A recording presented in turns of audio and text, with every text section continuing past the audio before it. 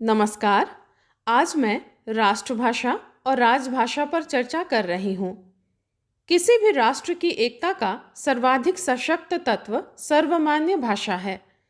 राष्ट्रीय सभ्यता एवं संस्कृति भाषा का ही आधार ग्रहण कर पोषित होती है।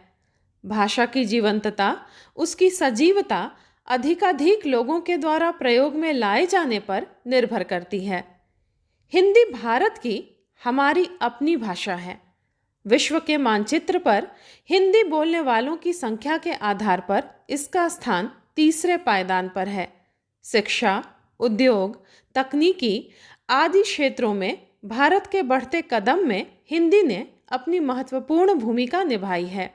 सहजता और सरलता जैसे गुणों को अपने भीतर समाहित कर हिंदी विकास के पथ पर निरंतर अग्रसर है। किसी भी देश में राष्ट्रभाषा का दर्जा उसी भाषा को मिलता है जिसके बोलने वालों यानी प्रयोग में लाने वाले लोगों की अधिकाधिक संख्या हो। तब यह निश्चित है कि उस भाषा का प्रयोग राजकाज में भी अधिक होगा और इस आधार पर उस भाषा को राजभाषा का भी दर्जा प्राप्त होगा। भारत बहुभाषाभाषी राष्ट्र है। किसी के मन में भी स्वाभाविक तौर पर यह प्रश्न उठता है कि जब भारत में विविध भाषाएं बोली जाती हैं, तब इनमें से राष्ट्रभाषा किसे माना जाए और क्यों? सर्वप्रथम हमें राष्ट्रभाषा बनने के लिए किसी भी भाषा में उसके गुणों पर विचार कर लेना चाहिए। उसके बाद ही यह विचार करना उचित होगा कि भारत में बोली जाने वाली किस भाषा में इस प्रकार की विशेषताएं हमें सर्वाधिक रूप में दिखलाई पड़ती हैं। उन्हीं गुणों के आधार पर हमें उस भाषा को राष्ट्रभाषा की संज्ञा देना उचित होगा। राष्ट्रभाषा के पद पर आसीन होने के लिए किसी भी भाषा में निम्नलिखित गुण अपेक्षित होते हैं। पहला गुण है, वह भाषा देश के बहुसंख्यक लोगों द्वारा प्रयुक्त हो रही हो। दूसरा, उसका प्रचार प्रसार व्यापक क्षेत्र में हो रहा हो। तीसरा, वह राष्ट्रीय सभ्यता एवं संस्कृति की परिचायक हो। चौथा, उसकी लिपि बिल्कुल स्पष्ट एवं वैज्ञानिक हो। पांचवा, उसका शब्द भंडार विस्तृत, संपन्न एवं समृद्ध हो। छठा, उसके भीतर उच्च कोटि की साहित्यिक रचना की क्षमता हो। और सातवां, सबसे महत्वपूर्ण, कि उस भाषा की राष्ट्र की एकता में मजबूत भागीदारी हो। उपर्युक्त सभी विशेषताएं केवल एक ही भाषा में लक्षित होती हैं और वह है हमारी हिंदी भाषा।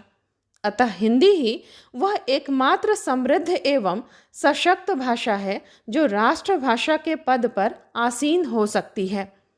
अंग्रेजी भाषा के हिमायती कुछ लोग भले ही हिंदी का विरोध करें, परंतु यह निर्विवाद सत्य है कि हिंदी ही एकमात्र अकेली भाषा है जो राष्ट्रभाषा के पद के लिए समर्थ, सुयोग्य और उपयुक्त है।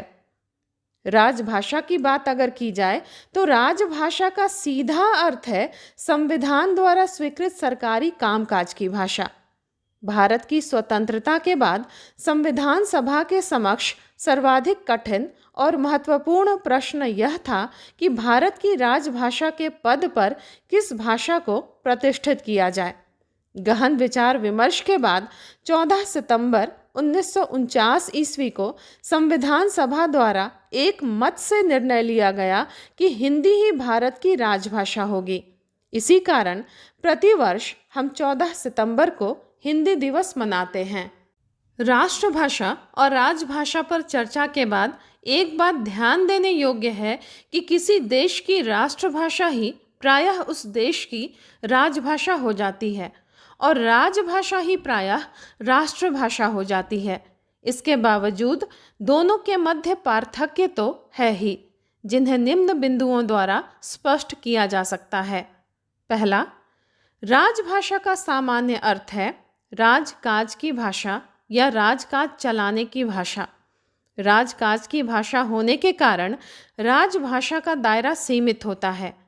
वहीं राष्ट्रभाषा का प्रयोग संपूर्ण राष्ट्र में व्यापक तौर पर होता है। राष्ट्रभाषा देश के अधिकांश भाग में बोली और समझी जाती है। दूसरा अंतर है राजभाषा औपचारिक होती है, वहीं राष्ट्रभाषा अनौपचारिक। तीसरा अंतर है, जहां राजभाषा राजनीतिक दृष्टि से देश को सफल और समृद्ध बनाती है, वहीं राष्ट्रभाषा सामाजिक सांस्कृतिक दृष्टि से उसे एकता के सूत्र में पिरोती है। चौथा अंतर है, राजभाषा का संबंध प्रशासनिक कार्यप्रणाली से होने के कारण उसका संपर्क केवल बुद्धिजीवियों, प्रशासकों तथा सरकारी कर्मचारियों तक ही सीमित है। वहीं राष्ट्रभाषा का संबंध लोक जीवन से होने के कारण शिक्षित, अशिक्षित सभी के लिए प्रयुक्ति का माध्यम है। पांचवा अंतर है, राजभाषा कुछ नियमों, परिनियमों पर आधारित होकर संचालित होती है, वहीं राष्ट्रभाषा स्वनिर्मित भावनाओं की अभिव्यक्ति होती है। छठा अंतर है, जहां राष्ट्रभाषा जन सामान्य की भावनाओं यथा सुख दुख को अभिव्यक्त करती है, वहीं राजभाषा में भावनाओं का कोई स्थान नहीं होता। सातवां अंतर है, राष्ट्रभाषा बहुसंख्यक लोगों की अखिल भारतीय संपर्क एवं व्यवहार की भाषा है, वहीं राजभाषा का क्षेत्र संकुचित होने के कारण वह केवल कामकाजी रूप में ही प्रयुक्त होती है।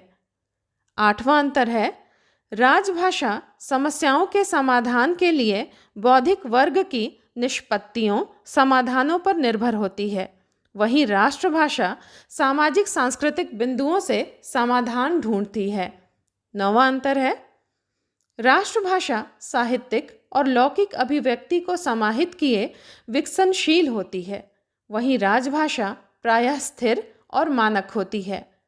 10वां अंतर है, राष्ट्रभाषा का संबंध जहां हृदय पक्ष से होता है, वहीं राजभाषा बुद्धि पक्ष से जुड़ी होती है। 11वां अंतर है, किसी भाषा को राष्ट्रभाषा का दर्जा वहां की जनता द्वारा प्राप्त होता है और राजभाषा का दर्जा उस देश का संविधान और प्रशासन प्रदान करता है। 12वां अंतर है, राष्ट्रभाषा के माध्यम से आमतौर पर सामान्य कार्य ही संपन्न होते हैं, वहीं राजभाषा के माध्यम से विशिष्ट कार्य संपन्न होते हैं यथा तकनीकी एवं कानूनी कार्य। आचार्य नंद दुलारे वाजपेयी ने राष्ट्रभाषा की कुछ समस्याएं नामक पुस्तक में राजभाषा एवं राष्ट्रभाषा के अंतर को स्पष्ट करते हुए लिखा है, राजभाषा उसे कहते हैं जो केंद्रीय और प्रादेशिक सरकारों द्वारा पत्र व्यवहार, राजकार्य और अन्य सरकारी लिखा पढ़ी के कार्य में लाई जाए। राष्ट्रभाषा की कल्पना इससे भिन्न है, उसका पद और भी बड़ा है। उसी भाषा का गौरव सबसे अधिक हो सकता है और वही राष्ट्रभाषा कहला सकती है जिसको सब जनता समझती हो और जिसका अस्तित्व सामाजिक और सांस्कृतिक दृष्टि से महत्वपरक हो। उपर्युक्त तथ्यों की उपस्थिति के पश्चात स्पष्ट है कि चाहे वह राजभाषा हो या राष्ट्रभाषा, हिंदी दोनों दृष्टियों से समुन्नत है। वह विविध समस्याओं का सामना करती हुई अपने पथ पर निरंतर आगे बढ़ रही है। यदि उसका महत्व राजनीतिक है तो सामाजिक एवं सांस्कृतिक भी है। धन्यवाद।